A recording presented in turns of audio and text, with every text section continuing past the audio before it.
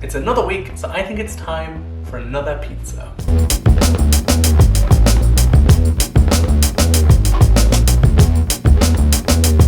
Hey guys, so yes, this week I want to make another pizza, but this time instead of doing a kind of classic round pizza like we all know, I want to do something as a pan pizza. This week I want to do a Detroit or Sicilian style pizza, or more realistically it will be a mashup of the two. Now, if you watch my previous pizza recipe, this dough is very, very similar. I've only made a couple of changes. One of them is to use a different type of flour. So in this recipe, we're just using classic bread flour to make it nice and easy. This type of pizza has much more of like a bready chew, so bread flour works perfectly for that. And the second thing I've done is I've upped the amount of sourdough starter in the recipe just to make the process a little bit quicker. You can find the full written details linked down in the box below. It will also be up in the corner of the video as well.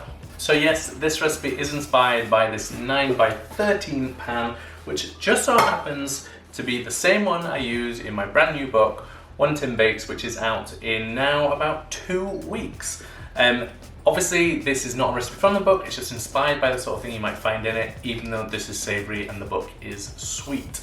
I also will have copies of the book and the tins to sell on my website, so if you would like a personalised copy, just follow the link down in the description box. Now for the actual pizza dough, it's incredibly simple. The first thing we're going to do is add our water, and that is 350 mils of water. That is at about 30 degrees, 29-30 degrees Celsius, and it's a little bit more water than in my previous pizza dough. It brings it up to 70% hydration, but the reason for that is because we're using regular bread flour, and this will just make a better textured dough. So to that, we're gonna add our levain, or our starter. Now, as I've said in previous sourdough recipes, they're kind of interchangeable. It just depends when you come to use your starter. If your starter's at its peak, if it's nicely risen, you can use that in the recipe, no problem. But if it's fallen, which mine normally has by the time I come to make this dough first thing in the morning, then I make a levain, which is simply a mixture of our flour, water, and starter. In this case, it's 35 grams of each,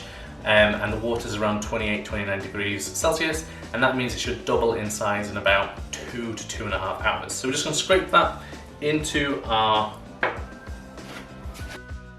and we just want to dissolve that a little bit. So just mix it around in our water. So just give that a stir just to start breaking it up. And then to that, we're also going to add a little bit of olive oil, just a few mils, just 10 mils. And then to that, we're going to add our salt, which is 3% salt to flour. So just mix that together, just briefly. And then we're going to add our bread flour. So just add that in one go. And just give that a stir just to kind of loosely mix everything together. It's not going to really do anything. It'll just make it work better on the mixer. And then all we're going to do is pop that onto our stand mixer. Put it onto the stand mixer. Then we're going to turn this on and mix it for about 8 to 10 minutes until nice and smooth and elastic.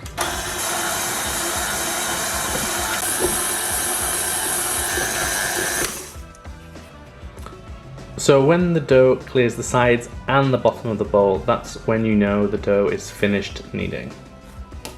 So once we have our dough nicely kneaded, all I'm going to do is just form it into a very rough ball quickly. And then we're going to pop it into our bowl to start the bulk fermentation. So like with our Neapolitan dough, once we've got the dough in our bowl, we're going to do 2 sets of stretch and folds, and we're going to do that within the first hour, set half an hour apart. And then after that, that's when the recipe changes. Now remember, because the starter is in our dough, this is the start of the bulk fermentation. Now with this dough, it should take about 7 hours in total, 7 to 8 hours to fully proof. So mark the time that it started, and we can keep an eye on it from there. So our dough has sat for 30 minutes, so we can now do our first set of stretch and folds. So all we're going to do is stretch the dough at kind of the northeast, south and west of the dough, stretch it out until it resists, and then fold it over. It's the same you do with most sourdough recipes. Now, because we already kneaded this dough fairly well, you want to make a judgment call, and this will really depend on how you kneaded it in the first place. If you did it by hand, this might need 2 sets of stretch and folds. If you did it in the machine, in a stand mixer, you may only need to do 1 set of stretch and folds. The way to tell is to feel how it resists. If after doing that first set, it already feels like it's resisting quite a lot, it's not super stretchy, you're fine, you can just leave it to bulk for the rest of the time. If not, we're gonna do a second set another half an hour later. So once we've done our second set of stretch and folds, our dough is technically done. There's nothing left we need to do to it. So what I'm gonna do to finish the bulk ferment is let it sit. First, we're gonna let it sit for 30 minutes just to relax mainly, and then we're gonna transfer it to our tin. Now, I'm using a 9x13 brownie tin. This is obviously not the classic tin you would use to make a Detroit style pizza, but it is much more common to have this at home, so it's a really good substitute for the black steel pans normally used in Detroit. So once our dough has relaxed for half an hour, I'm just gonna add a little bit of olive oil, a couple of tablespoons of olive oil to our pan, and just spread that around. Make sure you get some on the sides as well. That will help the dough release once it's baked. So once that's nicely oiled up, all we're going to do is very carefully transfer our dough to our tin, and that is then going to be where it rests, where it finishes fermenting. So just lift that up into the tray, and you can spread it out a little bit, but we're just going to let the dough do its job and spread out naturally on its own as it ferments. And then once it's finished fermenting, we can spread it a little bit more into the corners. So whilst our dough is proving, we can make our sauce. Now, unlike Neapolitan dough, this is going to be a cooked tomato sauce, but it's still very simple. So to a pan, we're going to add a little bit of olive oil and then some crushed garlic. A couple of cloves will be fine. We don't want to add tons of colour to this garlic, we just want to infuse the oil with garlic flavour and add the barest amount of colour. To that, we're also going to add some dried oregano and some chili flakes.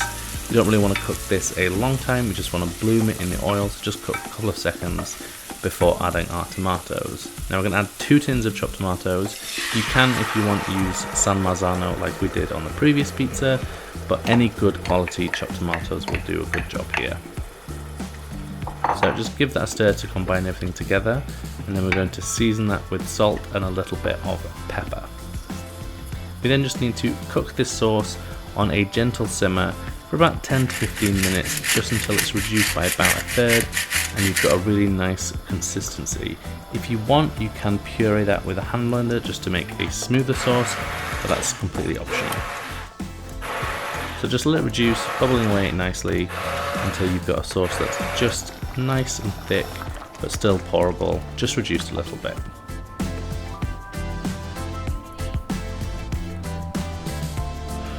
So once our sauce is finished, we can let that cool, and then we're going to pop that in the fridge until we need it. You can make this a couple of days in advance. You can also freeze it really well. The sauce will also make enough for 2 of these pizzas, but it's worth just making a double batch because it's always useful to have on hand for lots of different dishes. So it has been about 7 hours and our dough has fermented nicely. What you'll be able to see is that there is some nice kind of smaller bubbles all over the surface, and there's 1 or 2 bigger ones popping up around the edge or near the sides. So what we're going to do is we're going to just very gently move it into place if it hasn't already formed into the corners. On mine, it's almost in the corners in 2 and just needs a little bit of teasing on the other 2. So using oiled up hands, I'm just going to very gently press into the corners. Again, not trying to degas the dough too much, just trying to tease it fully into the corners. You can dimple it a little bit like focaccia, but we just want to make sure that it spreads nice and evenly, so it's a level. So once our dough has been spread out into its even layer, so it's reaching all the corners, we're just going to cover it in plastic wrap so it doesn't dry out. We're going to pop it in the fridge and leave it for anything up to 24 hours. So So after about 20 hours, I'm gonna take the dough out of the fridge, but the thing to note at this stage is that it will be firm because it's cold, so we can't bake it straight away. We need to leave it to come to room temperature for about 2 hours. So when your dough has come out of the fridge and it has relaxed and come to room temperature for a couple of hours, you should see it has lots of nice bubbling, lots of signs of fermentation, and it should also have a nice gentle jiggle. We're gonna preheat the oven for about half an hour with a pizza stone or pizza steel in the bottom of the oven, and we're gonna preheat to 230 degrees Celsius in a fan oven. That's 250 in a traditional oven. So now that we've got our sauce, our base, our pepperoni, it's time for cheese. Now the most important thing with the recipe is cheese. Because Detroit pizza uses a special type of cheese. It uses something called brick cheese, which is not really easy to get hold in the UK. So instead I'm gonna use a blend of grated cheese that's half grated cheddar and half grated mozzarella. I am using the stuff that comes in a bag purely because it's lower moisture mozzarella and we're not gonna have a soggy crust, so that way we get a really nice crisp base. So the most important thing with this style of pizza is lots of cheese. Lots and lots of cheese. So what we're gonna do is we're gonna take our cheese, we're gonna sprinkle it all over the pizza, making sure that we really get a lot of cheese around the edges to make sure everything is coated. And then to that we're gonna add our sauce. So we're gonna add stripfuls of sauce. You can dot this over like you would do with a Sicilian pizza, just in kind of random splodges all over. Or what I prefer to do is the Detroit style, where we create kind of like strips of sauce across the pizza. You can do that either way, it doesn't really matter. I'm gonna do it lengthways, so I'm gonna do about 3 strips. And then to the top of that, we're gonna finish with the pepperoni. I would prefer to have something that's a little bit thicker than this, slightly on the thicker side because it is gonna cook for a while, this pizza. However, due to lockdown, this is what I could get. It's a beautiful beef and pork pepperoni from Cobble Lane Cured, a local charcuterie place to me. So we're gonna pop that on top, just scatter it over the pizza, and then we are ready to bake. So when the pizza comes out of the oven, first thing we're gonna do is give it a good sprinkling of either pecorino, parmesan. A good hard Italian cheese works really well. But because I'm also not using a non-stick pan, mainly because I don't really like non-stick pans, I don't have a lot of them in the kitchen, I'm just going to take a blunt knife, this is an offset spatula, I'm just going to run it along the sides of the pizza just to make sure that it doesn't stick to the tin. And you want all those good crusty, crispy bits of cheese, so this just helps make sure they don't stick to the tin but stick to the pizza.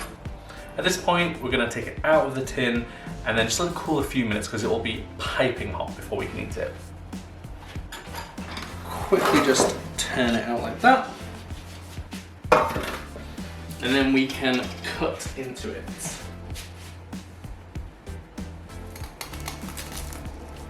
Listen to that crust, crisp texture. So you can see it's got a really nice focaccia-like crust.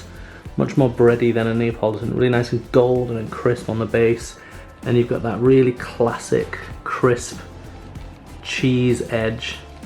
So that is how you make a Detroit style pizza. It's so delicious. Obviously this is quite a lot of bread, so this will serve a good amount of people. It has a really nice crisp base, that super amazing crackly edge from all that crusty cheese, and just the most delicious flavour. Let's give it a go.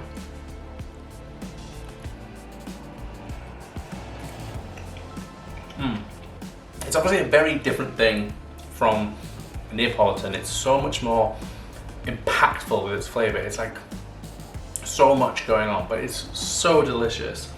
It's well worth giving a go, even if it is a little bit of effort. It's so good. Hope you enjoyed the recipe. As always, leave me a comment down below if there's anything else you want to see in an upcoming video. The full recipe is linked in the corner or down in the description box below as well. Until next week, I will see you later.